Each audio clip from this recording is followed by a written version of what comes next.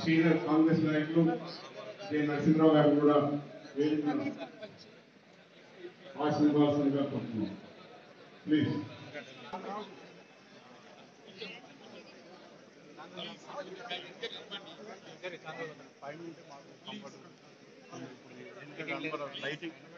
Lighting కూడా లేదు sir అట్లా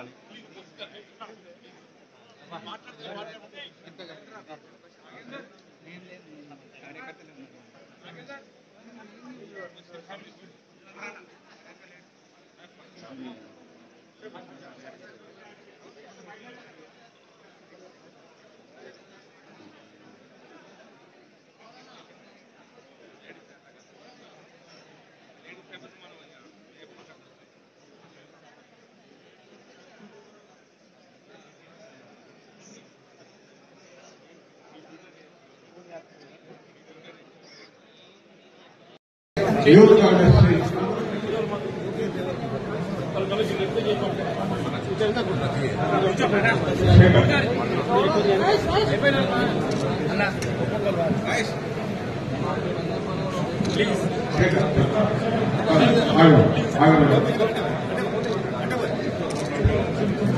శేఖర్ రవీందర్ ఆర్గో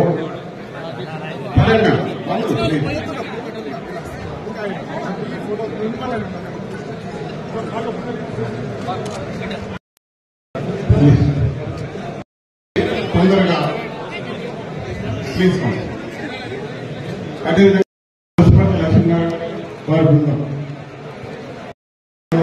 కాంగ్రెస్ నాయకులందరూ అదేవిధంగా మిగతా నియోజకవర్గాలకు వచ్చిన అందరూ కూడా దయచేసి ఒప్పుకోవటాలి. అందరికీ అవకాశం ఉంది.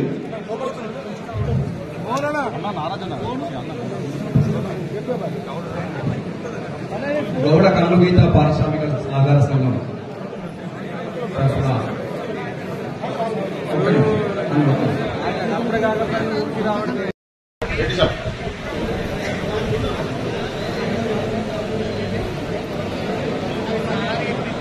సారీ గౌడ్ల కాంగ్రెస్ నాయకులంతా అత్యంత ఉత్సాహంతో సన్మానం చేస్తున్నారు.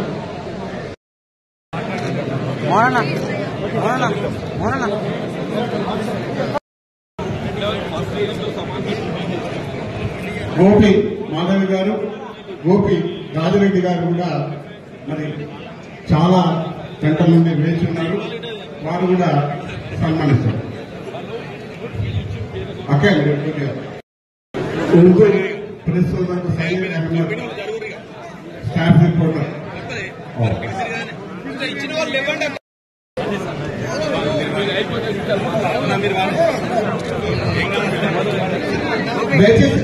वेट చేయాలి.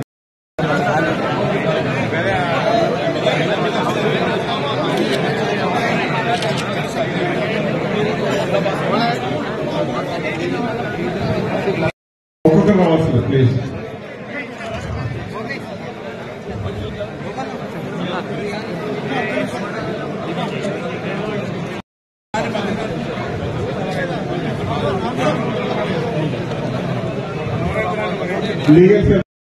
పచ్చడిలో ఎక్కడైతే వారి పాత్ర పోయించడం జరిగిందో, శ్రీధరబాబు గారు ఏదైతుందో వీళ్ళ ప్రజానీకాన్ని ఆకర్షించడంలో రేపు కాంగ్రెస్ పార్టీ అధికారానికి వస్తే మనం చేయబోయే కార్యక్రమం ప్రధానమని చెప్పండి. కేవలం వీళ్ళ ప్రభుత్వం యొక్క వైఫల్యాలను ఎత్తి చూపడమే కాకుండా కాంగ్రెస్ పార్టీ ప్రభుత్వం అధికారం రావడంతో అధికారంలో ఉన్నటువంటి యొక్క టీఆర్ఎస్ పార్టీ కంటే మెరుగైనటువంటి యొక్క అభివృద్ధి సంక్షేమాన్ని ప్రజానీకానికి అందించగలుగుతున్నటువంటి ఒక భావన కలిగించే విధంగా చెప్పి అంటున్నాం. కానీ మేనిఫెస్టో రూపకల్పన అంటే ఇది సాధారణ విషయం కాదు. అఖిల భారత స్థాయిలో మేనిఫెస్టో కమిటీగా చిదంబరం గారు ఉన్నారు. అఖిల భారత స్థాయిలో ఏదైతుందో మేనిఫెస్టో కమిటీగా ఆనాటి యూనియన్ ఆర్థిక శాఖ మంత్రులు చిదంబరం గారు ఉన్నారని చెప్పంటున్నారు. రాష్ట్రానికి సంబంధించి కూడా ఏదైతుందో ఇటు రాజకీయ అనుభవంతో పాటుగా ఇప్పుడు ఆర్థిక వనరులను కూడా మనం ఏ మేరకు సమీకరించుకోగలుగుతాము, ఏ మేరకు కార్యక్రమం అమలు చేయగలుగుతామనే వాస్తవ దృక్పథంతో ప్రజల్లోకి పోయే విధంగా ఏదైతుందో ప్రణాళిక రూపొందించగలుగుతున్న భావంతో అయితే వారికి బాధ్యత అప్పగించడం, వాళ్ళు స్వయంగా మొత్తం రాష్ట్రం పర్యటన చేపట్టి కరీంనగర్ జిల్లా కూడా వచ్చిందని చెప్పంటాను. నేను కరీంనగర్ జిల్లా కూడా వచ్చిండు. వారు ఇంత పాజిటివ్ దృక్పథంతో మూవ్ అయింది కదా అని చెప్పంటే వారు కరీంనగర్కి వచ్చినాడు ఏదైతుందో నేను యాదృచ్ఛికంగా ఆడ వెల్గటూరు మండలం చెర్లపల్లి గ్రామానికి పోయినాయి. విత్ లక్ష్మణ్ కుమార్ గారు ఒక కార్యక్రమం పెట్టింది. అక్కడ పోటీ పడ ఈశ్వర్ గారు వస్తున్నారు, మంత్రి గారు, మేము పెట్టిన తర్వాత ఆ సమావేశంలో మాట్లాడుతూ టీఆర్ఎస్ ప్రభుత్వానికి ఒక 2 కార్యక్రమాలు ఒకటి కళ్యాణ లక్ష్మి, వాళ్ళ ప్రధానంగా దోహదపడ్డని చెప్పండి. కళ్యాణ లక్ష్మి ఇది మన గతంలో మన బాలికా సంక్షేమ పథకాన్ని అమలు చేయగలిగినప్పటికీ కూడా ఏదైతుందో మన బాలికా సంక్షేమ పథకం దీర్ఘకాలికంగా ప్రయోజనం వచ్చే కార్యక్రమం. ఆడపిల్ల పుట్టినప్పటికీ ఏదైతుందో యుక్త వయసు వచ్చే నాటికి 2 లక్షల రూపాయల ఆర్థిక లబ్ధి అనుమూర్చే విధంగా మనం చట్టాన్ని రూపొందించిన మన వాస్తవంగా. కానీ టీఆర్ఎస్ ఏదైతున్నదో తక్షణమే 1 లక్ష రూపాయలు చేసే కార్యక్రమం రూపొందించడంతో ప్రజానికి ఆకర్షించే కార్యక్రమం అయిపోయింది చెప్పండి. అట్లాగే రైతు బంధు కూడా మనం రైతాంగానికి ఏదైతుందో వాస్తవం యొక్క జాతీయ స్థాయిలో రైతాంగానికి కాంగ్రెస్ పార్టీ అనుకూర్చినంత మేలు ఏ రాజకీయ పార్టీలో అనుకుంటుందని చెప్పంటున్నాను.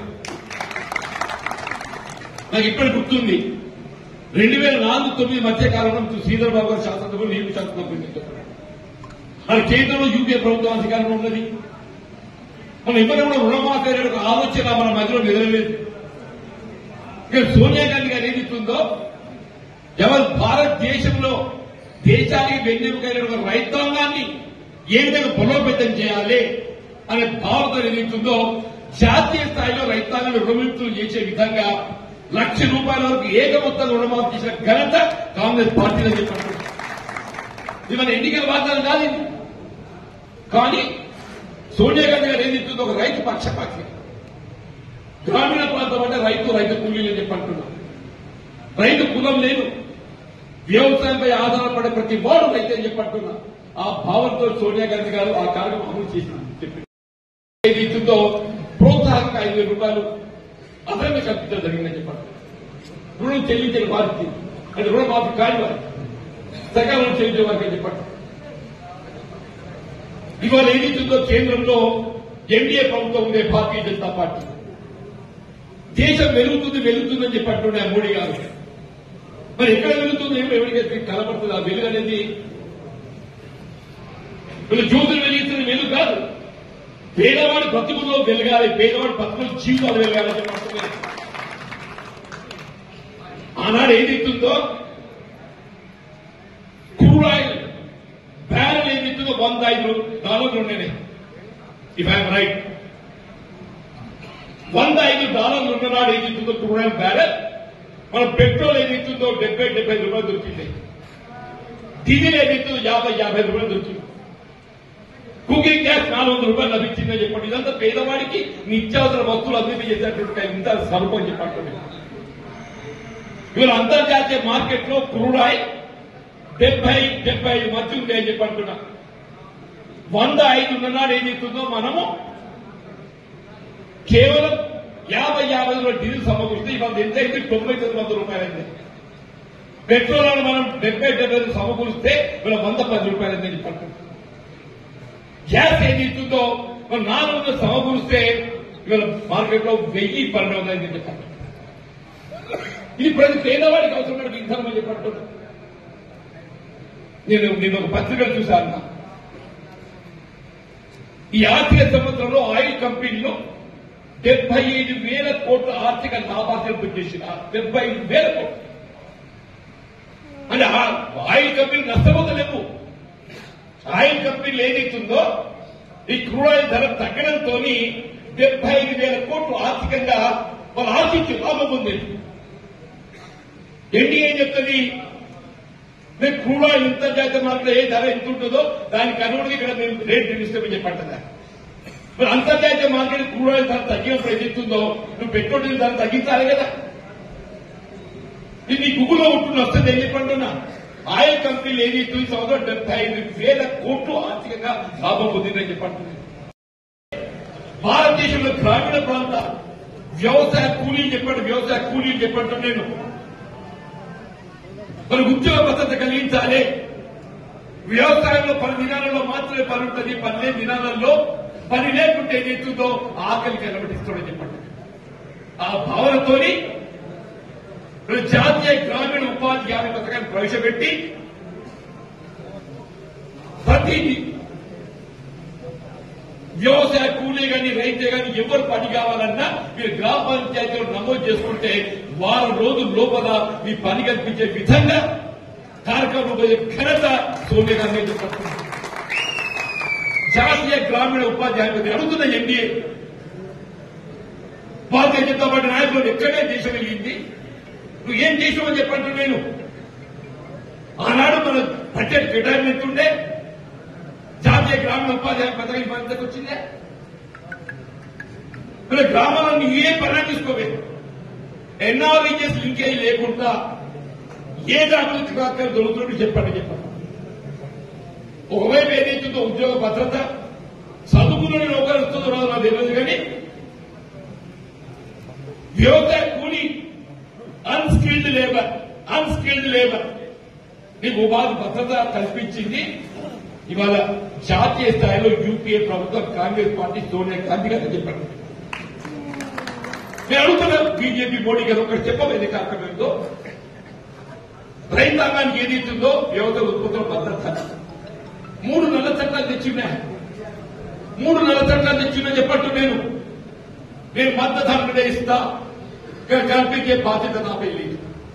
ఇది ఆశ్చర్యమే. మద్దతు ధర కల్పించేటోడు ప్రభుత్వం ఏదైతుందో ఆ మద్దతు ధర రైతానికి కల్పించే బాధ్యత ప్రభుత్వం మీద ఉంటుంది. సంవత్సర కాలం దీర్ఘ పోరాటం చేస్తే జాతీయ స్థాయిలో రైతాంగం చివరికి ఏదైతుందో ఇవాళ తల వంచి 3 నల్ల చట్టాలలో ఉపసభను వివరించుకునే పరిస్థితి వచ్చిందని చెప్తున్నారు. వాస్తవం చెప్పట్టు నేను తెలంగాణ రాష్ట్రం ఏదైతుందో మన మిత్రుడు ఉద్యమానికి రాజకీయ పరిమితి లేకుండా అందరూ ఎవడైనా అధికారం ఎప్పుడు ఉద్యమం చేస్తాడా? కేసీఆర్ ఎప్పుడు ఉద్యమం చేసిందే? ఆయన చంద్రబాబు నాయుడు మంత్రివర్గంలో అవకాశం లభించన్నాడు ఉద్యమం చేసింది. చంద్రబాబు నాయుడు గారు ఏదైతుందో ఆయన 2వ పర్యాయం అధికారానికి వచ్చిన తర్వాత చంద్రశేఖర్ గారి మంత్రివర్గంలో అవకాశం కల్పిస్తే ఆయన ఉద్యమం తెలంగాణ అంశాన్ని లేవనెత్తేటువంటి రాజ్యం అడుగుతున్నాడు టీఆర్ఎస్ గారు. చంద్రబాబు నాయుడు ఏదైతే తెలివిగా అబ్బకొడుగా పెట్టి ఎప్పుడైనా మీకు జాగ్రత్త ఉండాలని చెప్పని ఆ విజయరామరావు మంత్రివర్గం తీసుకొని సామాజిక వెనుకవర్గానికి వెళ్ళి చంద్రబాబు పక్కన పెడితే అబ్బకొడుగా నువ్వు నాకే ఇతరు పెడతావురా ఇది చూద్దాం ఈ సంగతి అని చెప్పని నువ్వు ఈ తెలంగాణ ఉద్యమం వాటితో మౌన గారు దయచేసి ఆలోచించని చెప్పండి. సరే చేపట్టు సంతోషంగా తెలంగాణ వచ్చింది. కానీ తెలంగాణ ఉద్యమ లక్ష్యాలను ఏమైనా నెరవేర్చమని చెప్పండి. నిధులు నీళ్లు నియామకాలు నిధులేనైతుందో రాష్ట్రం ఏర్పడారు నాడు మనం 70,000 కోట్ల అప్పు ఉంటే 7 లక్షల కోట్ల అప్పు అయ్యారు. 10 times ఈ రాష్ట్రాన్ని అప్రూవ్లో పెట్టడం జరిగింది. 10 times అని చెప్పట్టు నేను చూస్తా ఉన్నారు. మరి ఎక్కువ స్పీచ్ ఇవ్వదలుచుకోలేదు. వారికి శుభాకాంక్షలు తెలియజేస్తానికి ఇక్కడికి వచ్చినాం కాబట్టి వారు కూడా పొద్దుటి నుంచి వెయిట్ చేస్తా ఉన్నారు. సో మరొకసారి మీరు శుభాకాంక్షలు తెలియజేస్తూ మరిన్ని అభివృద్ధి కార్యక్రమాలు పనులు మరి ముఖ్యమంత్రి ద్వారా మా జగిత్యాల జిల్లాకు ఇవ్వాల్సిందిగా మిమ్మల్ని ప్రత్యేకంగా కోరుతా ఉన్నాం. దురదృష్టం ఏంటంటే రాష్ట్రం మొత్తం జీవన్ రెడ్డి గారి గెలుపును కోరుకుంటే ఈ జగిత్యాల ప్రజలు మరి ఏం ఆలోచించుండ్రో మనందరి ఇలా శాసనసభలో జీవన్ రెడ్డి గారి లోటు చాలా స్పష్టంగా కనబడుతుంది. ఇలా శాసనసభలో ఉంటే రాష్ట్ర మంత్రివర్గంలో ఈ రాష్ట్రానికి సంబంధించి ఎన్నో ప్రభుత్వ సంక్షేమ పథకాలు కానీ ప్రభుత్వ పాలసీ రూపకల్పనలు ఈ రాష్ట్రానికి ఎంతో అభివృద్ధి జరిగి ఉండేది.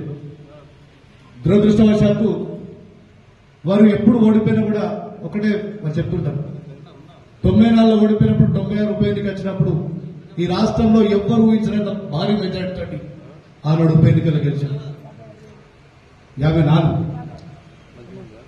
మొన్న 18 శాసనసభ ఎన్నికల్లో ఓడిపోయినప్పుడు కూడా ఆ రోజు మనకు గ్రాడ్యుయేట్ గా అసలు పోటీ చేసే పరిస్థితులు లేకుండే.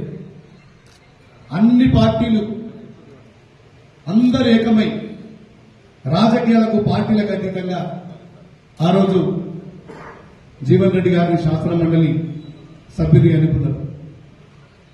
నాకు చాలా విశ్వాసం ఉంది ఈ జగిత్యాల నియోజకవర్గ ప్రజల మీద, ఈ ప్రాంతం మీద ఈ జూన్ లోపల మళ్లీ వారిని ఒక ఉన్నత పదవిలో చూస్తామని చెప్పి చూడాలని చెప్పి మీ అందరికీ కూడా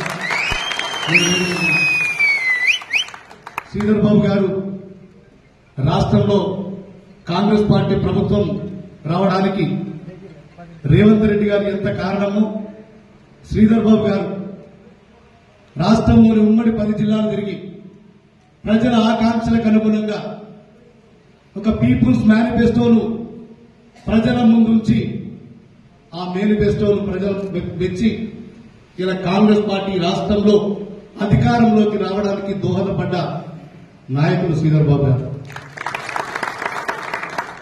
ఇంతకుముందు పెద్దలు జీవన్ రెడ్డి గారు చెప్పినట్టు కేసీఆర్ మంత్రివర్గంలో స్థానం రాకపోతే తెలంగాణ కోసం తెలంగాణ ఉద్యమం అని చెప్పి తెలంగాణ ఉద్యమం నెత్తికెత్తు. శ్రీధర్ బాబు గారు ఆ రోజు ఉమ్మడి రాష్ట్రంలో మంత్రిగా ఉండి కేబినెట్ లో సీఎం గారి తర్వాత నంబర్ 2 స్థానంలో ఉండి ఆ రోజు శాసనసభ వ్యవహారాల మంత్రిగా ఉండి తెలంగాణ కోసం గొంతు విప్పిన నాయకుడు శ్రీధర్ బాబు గారు. నాకు బాగా గుర్తుంది, తెలంగాణ ఉద్యమం సమయంలో మిలియన్ మార్చ్ జరుగుతుంటే ఈ రాష్ట్రంలో హింస జరుగుతుంది, తక్షణమే ఉస్మానియా యూనివర్సిటీ హాస్టల్ మూసేయాలి, కరెంటు కట్ చేయాలి, నీళ్లు కట్ చేయాలని చెప్పి ఆ రోజు ముఖ్యమంత్రి డీజీపీ ఆదేశాలు ఇచ్చినా ఎట్టి పరిస్థితుల్లో ఉస్మానియా యూనివర్సిటీని మూసేది లేదు. ఏ ఒక్క విద్యార్థి ఇంటికి కూడా హాస్టల్లో ఉంటాడు, అవసరమైతే నా పదవికి రాజీనామా చేస్తా గాని నేను హాస్టల్ మూసేయని చెప్పి ఆర్డర్ ఇచ్చి ఆ రోజు తెలంగాణ ఉద్యమాన్ని సజీవంగా నిలిపి ఈ రోజు తెలంగాణ రాష్ట్రానికి రావడానికి కారణమైన వ్యక్తి శ్రీధర్ బాబు గారు. ఇలా మళ్లీ రేవంత్ రెడ్డి గారి మంత్రివర్గంలో తెలంగాణ 3వసారి ఈ ప్రభుత్వంలో ఇటు ఐటీ రంగంలో గాని పారిశ్రామిక రంగంలో గాని ఈ రాష్ట్రం అగ్రగామిగా ఉంటుందని మొన్నటి వరకు నేనే ఐటీకి బ్రాండ్ అంబాసిడర్ చెప్పుకున్న కేటీఆర్ 10 సంవత్సరాల్లో చేయలేనటువంటి పని ఒకే ఒక్కసారి దావోస్ పర్యటనకు వెళ్లి 40,000 కోట్ల పెట్టుబడులను ఈ రాష్ట్రానికి తీసుకొచ్చిన ఘనత శ్రీధర్ బాబు గారు. శ్రీధర్ బాబు గారు గతంలో పౌర సరఫరాల శాఖ మంత్రిగా ఉన్నప్పుడు, ప్రభుత్వ విప్గా ఉన్నప్పుడు ఈ ఉమ్మడి జిల్లాకు అనేక సేవ చేసింది. మళ్లీ ఇప్పుడు వారికి మళ్లీ అవకాశం వచ్చింది. ఒకవారు మంత్రికే కాకుండా ఈ జిల్లాలో 13 నియోజకవర్గాలు కూడా వారి ఆధ్వర్యంలో అభివృద్ధి జరగాలని చెప్పి నేను మనస్ఫూర్తిగా కోరుకుంటున్నాను. చొప్పదండి నియోజకవర్గ ప్రజల పక్షాన వారు మంత్రిగా ఎన్నికైనందుకు నేను హృదయపూర్వక శుభాకాంక్షలు తెలియజేస్తున్నాను. అదేవిధంగా ప్రభుత్వ విప్గా ఎన్నికైన సోదరులు అడ్లూరి లక్ష్మణ్ కుమార్ గారు కూడా నేను హృదయపూర్వక శుభాకాంక్షలు తెలియజేస్తూ నాకు ఈ అవకాశం వచ్చిన మీ అందరికీ కూడా కృతజ్ఞతలు తెలియజేస్తూ ముగిస్తున్నాను. జీవన్ రెడ్డి గారు నన్ను ప్రతి విషయంలో కూడా దాని ఈ స్థాయికి వచ్చినందుకు నాకు భవిష్యత్తు పెద్ద గౌరవనీయులు మంత్రివర్యులు పెద్ద శ్రీధర్ బాబు గారు, అదేవిధంగా మా మిత్రుడు విద్యార్థి నాయకుడు శాసనసభ్యుడు మేడిపల్లి సత్యం గారు, అదేవిధంగా పెద్దలు గౌరవనీయులు కోరుట్ల నియోజకవర్గ కాంగ్రెస్ పార్టీ ఇన్ఛార్జి నరసింహరావు గారు, వేదిక పైనటువంటి మా కాంగ్రెస్ పార్టీ కుటుంబ సభ్యులందరూ కూడా పేరు పేరున వివిధ హోదాలో ఉన్నటువంటి అందరికీ, మా సోదరి వాళ్ళందరూ కూడా చాలా కాలాతీతమైంది మా పాత్రికేయ మిత్రులందరికీ. మా జిల్లా కాంగ్రెస్ పార్టీ అధ్యక్షునిగా, జగిత్యాల జిల్లా కాంగ్రెస్ పార్టీ అధ్యక్షునిగా మీ అందరి నమ్మకంతో విశ్వాసంతో ఈరోజు పెద్దలు నేను ఊహించలే నాకు విప్ పదవి వస్తుందని. నాకు అసెంబ్లీ జరిగినప్పుడు నేను కానీ మేడిపల్లి సత్యం కానీ చూసినాను. ఈ రాష్ట్ర అసెంబ్లీ నడవడంలో కానీ ప్రభుత్వ పరంగా క్లిష్ట పరిస్థితుల్లో కూడా ప్రభుత్వానికి అండగా ఉండి శ్రీధర్ బాబు గారు శాసనసభ వ్యవహారాల మంత్రిగా వారు సమయస్ఫూర్తిగా మాట్లాడే సందర్భం చూస్తే ఇంత పెద్ద నాయకుల దగ్గర, పెద్ద జీవన్ రెడ్డి శ్రీధర్ బాబు నాయకుల దగ్గర మాకు అవకాశం వచ్చి, వారి ముందు వారి పక్కన కూర్చున్న అవకాశం వచ్చి ఆ అసెంబ్లీలో మాట్లాడేటువంటి సబ్జెక్ట్ విషయంలో కూడా నిజంగా ఎంత క్లుప్తంగా స్పష్టంగా మాట్లాడతారంటే నేను చాలా విషయాలు నిన్న కూడా మార్నింగ్ అడిగినా, సార్ 6 గ్యారెంటీ పథకాలు అన్నాం, మరి ఇంకా 4 గ్యారెంటీ పథకాలు సార్ ఏం సార్ లక్ష్మణ్ కుమార్ ఏదేమైనా కానీ లక్ష్మణ్ కుమార్ నేను మంత్రిగా చెప్తున్నా, నువ్వు జిల్లాలకు పోయి ఇక్కడ విప్పుగా ఎక్కడ పోయినా చెప్పండి, 4 గ్యారెంటీ పథకాలు ఆర్థికంగా ఎంత భారం ఉన్నా మనం అమలు చేసి తీరుతాము, దీనిలో భయపడాల్సిన అవసరం లేదన్న విషయం అదేవిధంగా మా మిత్రులందరూ కూడా చాలా చాలా కాలితమైంది. ఎక్కువ మాట్లాడకుండా ఒకటి నేను మనవి చేయదలుచుకున్నా. మా ఇక్కడ పెద్దలందరూ కూడా లక్ష్మణ్ కుమార్ అంటే మీ కుటుంబ సభ్యుడు, కార్యకర్తగా వచ్చిన 20 సంవత్సరాలు కష్టమైనా, ఇబ్బంది అయినా, అవమానమైనా అయినా వేరే పార్టీకి సంబంధించిన టీఆర్ఎస్ పార్టీ, బీజేపీ పార్టీ ఎన్ని ఇబ్బందులు పెట్టినా కూడా పార్టీ జెండా పట్టుకుని కాంగ్రెస్ పార్టీ నమ్ముకున్న పెద్ద శ్రీధర్ బాబు గారు, జీవన్ రెడ్డి గారు నమ్ముకున్న రాష్ట్ర నాయకులు పెద్ద రేవంత్ రెడ్డి గారి నాయకత్వంలో కూడా రాబోయే కాలంలో ఈ 5 సంవత్సరాల్లో కూడా ఎవరికి ఏ ఇబ్బంది ఉన్నా మీ లక్ష్మణ్ కుమార్ అంటారా మీ కుటుంబ సభ్యుడిగా మీరు ఎవరు పిలిచినా, మీరు ఏ విషయం చెప్పినా నేను బాధ్యతతో మెదులుతా అన్న విషయాన్ని కూడా మరొకసారి చేతులు జోడించి మా కార్యకర్తలందరూ కూడా మనం చేసుకుంటాం. ఎందుకంటే నా వైపు నుంచి కూడా చిన్న చిన్న పొరపాట్లు ఉంటే ఉండొచ్చు, కానీ కార్యకర్తగా నేను మన ఎమ్మెల్యే కాకముందు, మంత్రి కాకముందు ఏ విధంగా ఉన్నానో ఇప్పుడు కూడా అదే విధంగా ఉన్నా. నా మీద వడ్డా కూడా పట్టించుకుంటలేదు, నన్ను నెట్టేసిన పట్టించుకుంటలేదు, నాకు అడ్డ మీద పడదు. ఎందుకంటే కాంగ్రెస్ కుటుంబం నా కుటుంబం కాబట్టి నేను ఈ స్థాయికి వచ్చిన. నా కుటుంబ సభ్యులు నెట్టేసి నాకు ఇబ్బంది లేదు, నా మీద కూర్చున్న ఇబ్బంది లేదు. ఎందుకంటే నా కుటుంబం లేకపోతే నేను ఇక్కడ ఉండేవాడిని కాదు. కార్యకర్త కష్టంతో నేను ఈ స్థాయికి వచ్చినవాడిని. కార్యకర్త విలువ తెలుసు, పార్టీ విలువ తెలుసు. ఎవ్వరు కూడా నేను ఒక విషయం చెప్పదలుచుకున్నా, కాంగ్రెస్ పార్టీ కార్యకర్తకు, నిజమైన కార్యకర్తకు, నిజాయితీగా పార్టీకి ఆనెస్ట్ ఉన్న కార్యకర్త ఎన్నడూ కూడా అన్యాయం జరగదు. దాని విషయంలో కూడా పెద్ద రాష్ట్ర ముఖ్యమంత్రి రేవంత్ రెడ్డి గారు కానీ, మన జిల్లాకు సంబంధించిన పెద్దలు శ్రీధర్ బాబు గారు కానీ, పెద్దలు జీవన్ రెడ్డి గారు కానీ, రేవంత్ రెడ్డి గారు అందరూ లక్ష్మణ్ నేను పోయి మొదటిసారి ఎమ్మెల్యేగా ఉంటే లక్ష్మణ్ జీవనాన్ని ఉంటే నాకు ధైర్యం ఉండేదా, నేను శ్రీధర్ బాబు సార్ వేరు విషయంగా జీవనాన్ని వేరు అన్నాడు. ఎందుకంటే ఆయన అనుభవం పెద్దది, ఆయన ఏదైనా ముఖ్య విషయం చెప్తాడు, ప్రజలకు మేలు జరిగే విషయంలో కూడా ధైర్యం ఇచ్చేవాడు. జీవనాన్ని లేడు, జీవనానికి గౌరవానికి కూడా అవకాశం ఇచ్చేలో కూడా తప్పకుండా నా బాధ్యత నిర్వర్తిస్తా అని చెప్పి పెద్ద రేవంత్ రెడ్డి గారు కానీ, శ్రీధర్ బాబు సార్ జీవనం అంటే లక్ష్మణ్ కుమార్ ఇట్లా ఉండేది కాదా మన అసెంబ్లీ అనేది. అంటే అంత గౌరవం ఉన్న నాయకుల దగ్గర నేను జిల్లా కాంగ్రెస్ అధ్యక్షుడిగా ఒక ప్రభుత్వ వైపుగా నాకు అప్పుడప్పుడు భయం అవుతుండేది. ఫస్ట్ టైం విప్పాక కలెక్టర్ ఆఫీస్ పోతే పూర్తి చేస్తున్న భయం అయింది. ఎందుకంటే సార్ పక్కన సార్ మొన్నటి వరకు నేను కొంచెం దూరంగా కూర్చున్న వారికి సార్ కొంచెం మధ్యలో కూర్చోవాలని నాకు భయం అయింది. ఎందుకంటే కష్టపడి వచ్చిన వాళ్ళం, కిందికి వచ్చిన వాళ్ళం, పేదవాళ్ళం పెద్దవాళ్ళకి ఇచ్చిన గౌరవంతో స్థాయికి వచ్చిన వాళ్ళం, ఏదో పెద్దవాళ్ళకి సమానంగా సమతుల్యంగా కూర్చోబెట్టి అలాంటి ఆలోచన గలవాళ్ళం మనం కాదు. చిన్న స్థాయికి వచ్చి దేవుడు ఇచ్చినటువంటి అవకాశం, ప్రజలు ఇచ్చిన అవకాశాన్ని బట్టి మనం ముందుకు పోతున్న విషయాన్ని తెలియజేసుకుంటూ పెద్దలు జీవన్ రెడ్డి గారు కానీ, శ్రీధర్ బాబు గారు కానీ చెప్తూ ఈ జిల్లాకు, జగిత్యాల జిల్లాకు పెద్దలు జీవన్ రెడ్డి గారు ఇచ్చిన మాట ప్రకారం నేను కానీ, మా మెడిపల్ సత్యన కానీ, ఆదిశన కానీ, మా నరసింహరావు గారు, ఇక్కడ వేదికపై పెద్దలందరూ కూడా మేము కట్టుబడి ఉంటాం సార్. పార్టీ బలోపేతానికి రాబోయే పార్లమెంట్ లో మరి దైవ నిర్ణయం కానీ, పార్టీ నిర్ణయం ఎట్లా ఉన్నా కూడా 100% పార్లమెంట్ లో పెద్దలు జీవన్ రెడ్డి గారు కూర్చుంటే బాధ్యత మనందరూ. దాని విషయంలో తిండి మానేసి, ఆహారం మానేసి, ఎంత కష్టమైనా కూడా ఎదుర్కొని మనందరం కలిసికట్టుగా పనిచేద్దాం. పార్టీ ఎక్కడైనా నిర్ణయించండి, కానీ పార్టీ నిర్ణయాన్ని మనం కట్టుబడదాం. నిజాయితీ గల కార్యకర్తలు 10 సంవత్సరాలకు వెళ్ళి పోలీస్ స్టేషన్ పోయినా, ఎంఆర్ఎస్ పోయినా, ఎంపీడీ వాళ్ళు పోయినా ఎన్నో ఇబ్బందులు ఎదుర్కొన్నారు, ఎన్నో అవమానాలు ఎదుర్కొన్నారు.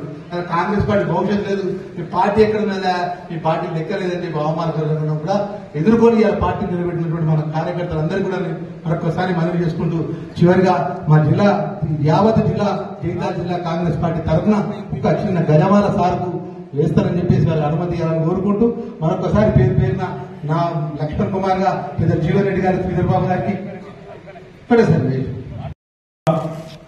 విషయాల్లో పదవి ఉన్నా లేకున్నా నేనున్నానని కాంగ్రెస్ పార్టీకి ప్రతి నిత్యం కూడా ప్రతిరోజు పేపర్లో కాంగ్రెస్ పార్టీ కార్యకర్తకు ధైర్యాన్ని ఇచ్చిన మన నాయకులు పెద్దలు జీవన్ రెడ్డి గారు, అదేవిధంగా ఈరోజు మా సహచర మిత్రులు, ఉద్యమ నాయకుడు, విద్యార్థి నాయకుడు, పోరాటం చేసి శాసనసభ్యుడు మిత్రుడు సత్యం గారు, మా సోదరులు మరి జువాడి నరసింహరావు గారు, వేదికపై ఆసీనులైన పెద్దలకి, మిత్రుడు శంకర్ టౌన్ ప్రెసిడెంట్, మరి పర్మనెంట్ ప్రెసిడెంట్ అని చెప్తా ఉంటారు మోహన్ గారు, మా చైర్మన్, మాజీ చైర్మన్ గారు, మరి అనేక మంది పెద్దలతో పాటు ఇక్కడికి విచ్చేసిన కాంగ్రెస్ పార్టీ నాయకులకి, కార్యకర్తలకి, వివిధ స్థాయిలో బ్లాక్,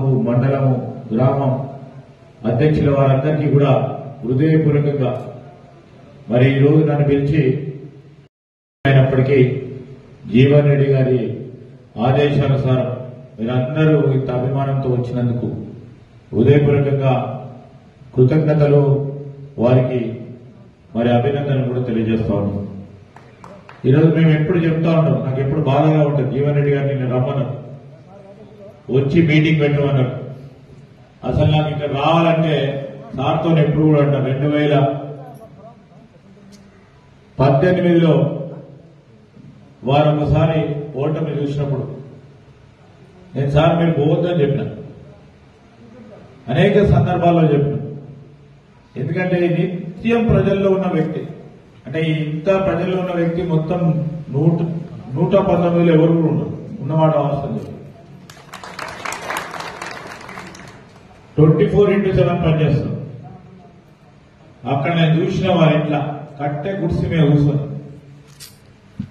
పొద్దుగాల నుంచి రాత్రి వరకు అనునిత్యం ప్రజలకు వచ్చిన సమస్యలను పరిష్కారం చేసే ఒక నాయకుడు ఉన్నాడంటే ఒక ఆదర్శనంగా ఈరోజు మాకు అందరికీ కూడా ఒక స్ఫూర్తిదాయకంగా రాజకీయం అంటే ఈ విధంగా చేయాలని మరి నడిపించే వ్యక్తి పెద్దలు జీవన్ రెడ్డి.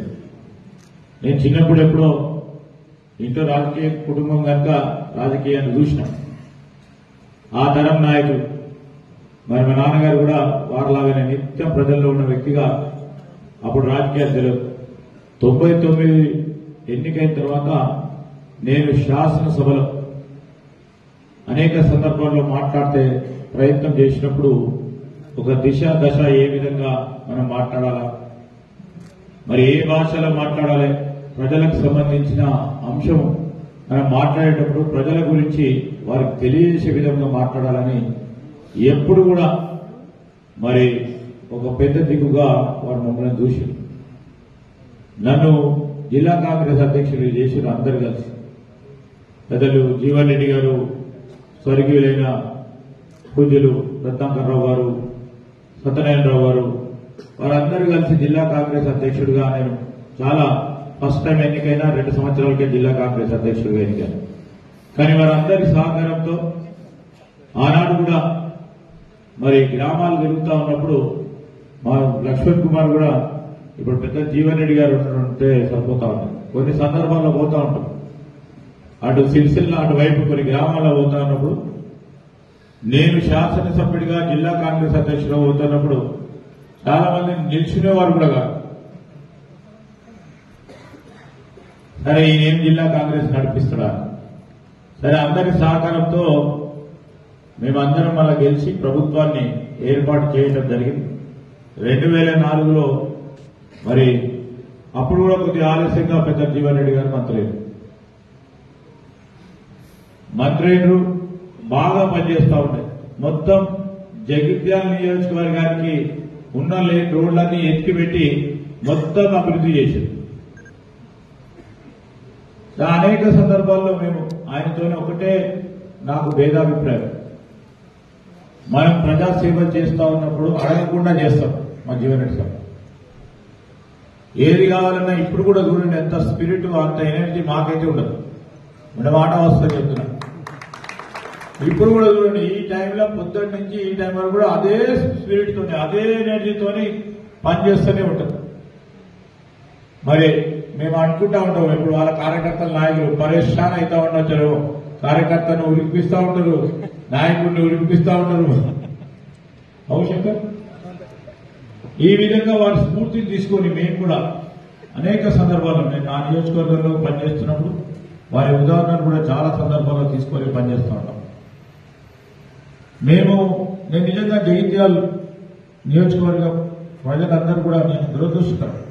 వాళ్ళకందరూ కూడా ఈరోజు వారు ఒక పెద్ద స్థాయిలో మంత్రిగా ఉండి రాష్ట్రానికి సంబంధించిన అనేక అంశాలపైన వారి అనుభవం, వారికి ఉన్న దూరదృష్టి, ప్రత్యేకంగా రైతులకు సంబంధించిన విషయంలో రాజీ లేకుండా ఈ విధమైన పాలసీ నిర్ణయం, విధానపరమైన నిర్ణయం ఉండాలని ముందుకు తీసుకెళ్లాల్సిన సత్తా ఉన్న వ్యక్తిని ఈ జగిత్యాల నియోజకవర్గ ప్రజలు ఎందుకు ఓడగొట్టిండ్రో, ఏ విధంగా వారికి లాభం జరుగుతుందో అర్థం కాని పరిస్థితిలో, చాలా బాధాకరమైన పరిస్థితి. వారి పరిపాలనలో వారు లేని లోటు. ఇంతకుముందు మా సత్యం చెప్పినప్పుడు శాసనసభలో వారు లేని లోటు ఎవ్వరు కూడా ఎప్పుడు స్పష్టంగా కనబడతా ఉంది మాకు. మేమందరం ఉరికే ప్రయత్నంలో ఒక పెద్ద దిక్కుగా ఉంటే ముందుకెళ్లే ఇంకా మంచి చేసే ప్రయత్నం చేసేవారు. నేను ఈరోజు మంత్రిగా ఉన్నప్పటికీ అనేక సందర్భాల్లో మేనిఫెస్టో రూపొందించే క్రమంలో, లేకుంటే ఏఐసిసి సెక్రటరీ ఆయన తరంలో నాకు ఫోన్ రాగానే నేను జీవన్ రెడ్డి గారికి ఫోన్ చేశాను.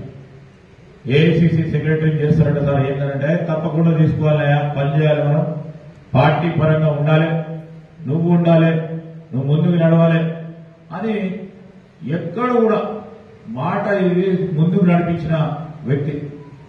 నేను కర్ణాటకలో అనేక రోజులు మరి కర్ణాటక రాజకీయ పరంగా మళ్ళా అక్కడ రాష్ట్రంలో వచ్చిన తర్వాత వారు చెప్పారు, చాలా ఊర్లలో పోయి ఉండాలి, మనం ఇప్పుడు గెలవాలి, గెలిచి రావాలని. దాని తర్వాత మేనిఫెస్టో కమిటీ చైర్మన్ ఇస్తా ఉన్నప్పుడు నిజంగానే జీవన్ రెడ్డి గారి పేరు నేను చెప్పాను. యాక్చువల్లీ పైన అడిగితే నాకు మళ్ళా ఇది ఎక్కడ మనం మొత్తం తిరగాల్సి వస్తుందని, జీవన్ రెడ్డి గారు ఉంటే ఆయన ఎక్కడ కూర్చున్నా ఆలోచన పరంగా చేస్తారని పెద్దలు జీవన్ రెడ్డి గారిని చేస్తే బాగుంటుందని, జీవన్ రెడ్డి గారు వద్దని అసలు ఎప్పుడు మాట్లాడే తిట్టేసిన్నారు. దానికంటే ముందు కూడా జీవన్ రెడ్డి గారికి అసలు రాజకీయ పరంగా పదవులు అంటే అంత ఆసక్తి చూపెట్టాడు. నేను నిజంగా చెప్తా ఉన్నా, రేవంత్ రెడ్డి గారు పిసిసి అధ్యక్షులు డిక్లేర్ గారినప్పుడు పెద్దలు జీవన్ రెడ్డి గారిని సమిష్టిగా అందరూ ఒప్పుకొని జిల్లా రాష్ట్ర పిసిసి అధ్యక్షులుగా అవుతా ఉన్నారంటే అందరం సంతోషపడ్డాం. సరే, ఏఐసిసి వాళ్ళు తీసుకున్న నిర్ణయం మేరకు ముందుకు నడుద్దామని వారు మాకు చెప్పి మనం అందరం కూడా ముందుకు నడిచాం. ఈరోజు మేనిఫెస్టోకి సంబంధించి సార్ చెప్తూ మర్చిపోయారు. మేము కరీంనగర్ మేనిఫెస్టో మీటింగ్ లో ఉన్నప్పుడు జీవన్ రెడ్డి గారు వచ్చారు. అంటే ఏ విధంగా ఉంటుంది వారి పాత్ర, ఏ విధంగా ఉంది కాంగ్రెస్ పార్టీ అధికారం రావడానికి. అప్పటికే మనం 6 గ్యారెంటీలు చెప్పినాం.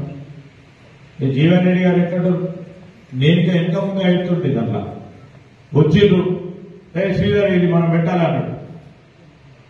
ఏం సార్ అంటే, నేను ఇప్పుడే ఒక ఊరు నుంచి వస్తున్నా, అందరూ అడుగుతా ఉన్నారు, తులం బంగారం 1,00,000 రూపాయలతో తులం బంగారం పెట్టాలన్నారు.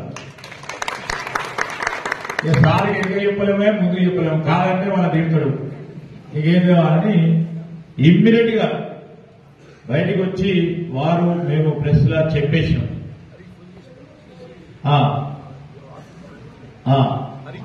మా ప్రదేశ్ కాంగ్రెస్ కమిటీ పిఆర్ఓకి ఫోన్ చేసి ప్రెస్ రిలీజ్ చేయమని చెప్పేశాం.